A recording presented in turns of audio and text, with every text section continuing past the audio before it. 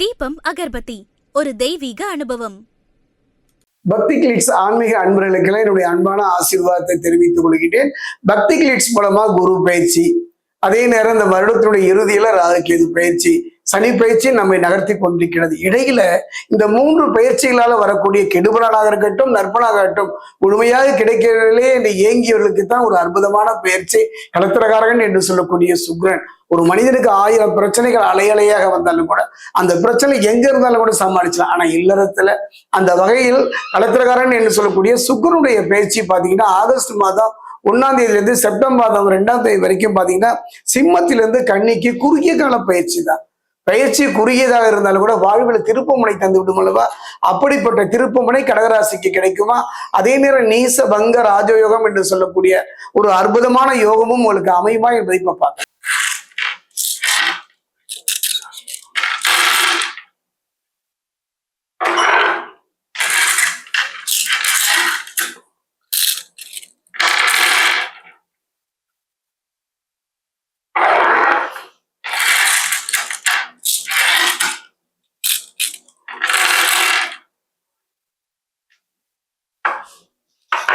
கடகராசி அன்பர்களே, அற்புதமான ஒரு காலகட்டம். காரணம், ஒவ்வொரு கிரகங்களும் அது பயிற்சி ஆகின்ற காலம் நம் வாழ்வை திருப்பக்கூடியது, மாற்றக்கூடியது என்றெல்லாம் நாம் எதிர்பார்க்கிறோம் அல்லவா? அந்த வகையில் பார்க்கும் பொழுது இந்த சுக்கிரனுடைய பயிற்சி, அதாவது சிம்மத்திலிருந்து கன்னிக்கு பயிற்சியான சுக்கிரன் பலம் இழந்திருக்கின்றார். என்னுடைய அனுபவத்துல 2 கிரகங்கள் பலம் இழக்கக்கூடாது.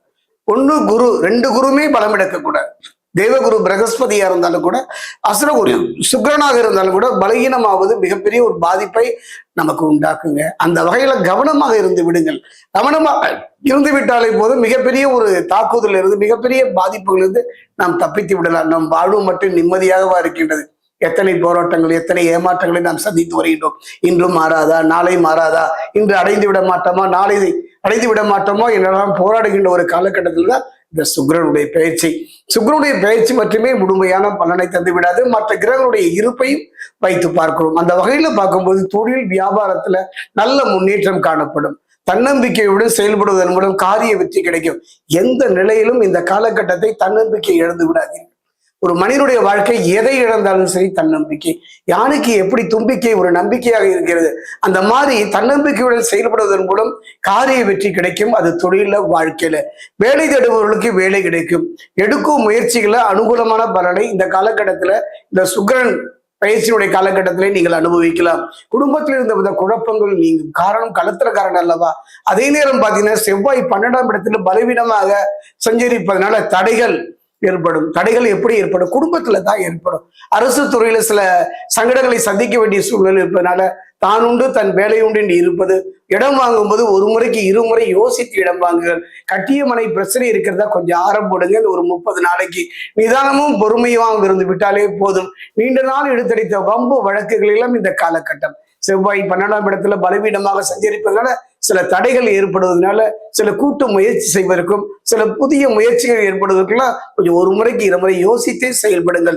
முன்கோபத்தை தவிர்ப்பது நல்லது. காரணம், ஒரு மனிதனுடைய வாழ்க்கையில இந்த சுக்கிரன் பலகீனமாயிட்டாலே, செவ்வாய் பலகீனமாயிட்டாலே நமக்கு முதல்ல வர்றது எதுன்னா கோபம் தாங்க. அதுலயும் முன்கோபம்னு சொல்லுவாங்க. அதாவது நம்ம பக்கம் நியாயம் இருக்குங்க, நம்ம பக்கம் தர்மம் இருக்கு.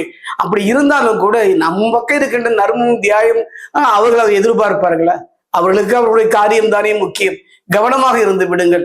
அதே நேரத்துல கலத்திரக்காரன் என்று சொல்லக்கூடிய சுக்கிரன் 3இல் சஞ்சரிப்பதனால கணவன் மனைவிக்குள்ள வீண் விவாதங்களை தவிர்க்க முடியாது. எதிர்கால நலன் நினைத்து விட்டு கொடுங்கள். விட்டு கொடுப்பவர் யாரும் கெட்டு போவதில்லை. யார் யாரையோ வாழ்க்கையில விட்டு கொடுக்கிறோம். கணவன் மனைவி உறவு தானே, அனுசரித்து சென்று விடுங்கள். அனுசரித்து செல்வதனால எந்த ஆபத்தும் கிடையாது, எந்த பிரிவும் கிடையாதுங்க. அதே நேரம் ராசிக்குள் குரு பண விரயங்களை உண்டாக்குவார். இந்த ராசிக்குள்ள குரு இருப்பதனால சில விரயங்கள், பொருளாதார ரீதியாக சில விரயங்கள் ஏமாற்றப்படக்கூடும், ஏமாறக்கூடும். கவனமாக இருந்து விடுங்கள். 2ஆம் வீட்டுல கேதுவும் மனதில் ஒருவித பயத்தையும் பாரத்தையும் உண்டாக்குவார். ஞானகாரகன் என்று சொன்னாலும் கூட அவர் இருக்கின்ற இடம் என்னவோ 2ஆம் இடம். 2ஆம் இடத்தில் இருக்கக்கூடிய கேது மனதில் ஒரு விதமான பயத்தையும் பாரத்தையும் மன உளைச்சலையும் தருவார். குறிப்பா பாத்தீங்கன்னா 9ஆம் இடத்துல சனி, தந்தை மகன் உறவுக்குள்ள சில மனஸ்தாபங்கள் வரும். அப்பா பிள்ளை தானே, உங்க ரத்தம் தானே, அனுசரித்து சென்று விடுங்கள். புதனும் பலவீனமாக தென்படுவதனால நஷ்டத்தை உண்டாக்குவதற்கான சூழ்நிலை இருப்பதனால எதையுமே 1 முறை 2 முறை யோசித்து செயல்படுங்கள். ஆத்மகாரகன் என்று சொல்லக்கூடிய, பிதுர்காரகன் என்று சொல்லக்கூடிய சூரியன் 1 மற்றும் 2ஆம் இடங்களில் பலம் இழக்கிறார். தேவையற்ற பிரச்சனை வரக்கூடும். நன்றாக யோசித்து பாருங்கள் கடகராசி என்பவர்களே. 4 கிரகங்கள் பலம் இழந்த ஒரு காலகட்டம். அதே நேரம் பார்த்தீங்கன்னா நீசபங்க ராஜயோகம் என்று ஒரு யோகத்தை பெறக்கூடிய ஒரு சூழ்நிலையும் இருப்பதனால் கவலையே பட வேண்டாம். எதற்கும் பயம் வேண்டாம், அச்சம் வேண்டாம். தலைக்கு வந்தது தலைப்பாவோடு போச்சு என்பதை போல எந்த பிரச்சனை வந்தாலும் அந்த பிரச்சனைகள் நல்ல தசாபுக்தியும் இறையருளும் குருவருளும் இருந்தால் வெற்றி பெற விடாம ஒரு அருமையான ஒரு நிகழ்வு சொல்ற கடகம் இந்த ராசிக்காரர்கள் இந்த காலகட்டத்துல பாத்தீங்கன்னா 4 கிரகங்கள் பலவீனமாக இருப்பதனால நிறைய கண்ணாடி வளையல் நிறைய வாங்கி கூட பிறந்த மூத்த சகோதரிக்கோ இளைய சகோதரிக்கோ கொடுத்து பாருங்கள். அவள் முகத்தில் தெரிகின்ற அந்த சந்தோஷம் பலமிழந்த சுக்கிரனை பலமாக்கும். அதே நேரம் சகோதர சகோதரிகள் இல்லைன்னு கவலைப்படாதீங்க.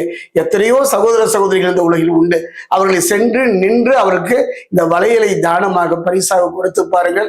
பலமிழந்த 4 கிரகங்களும் பலம் பெறுவது உறுதி.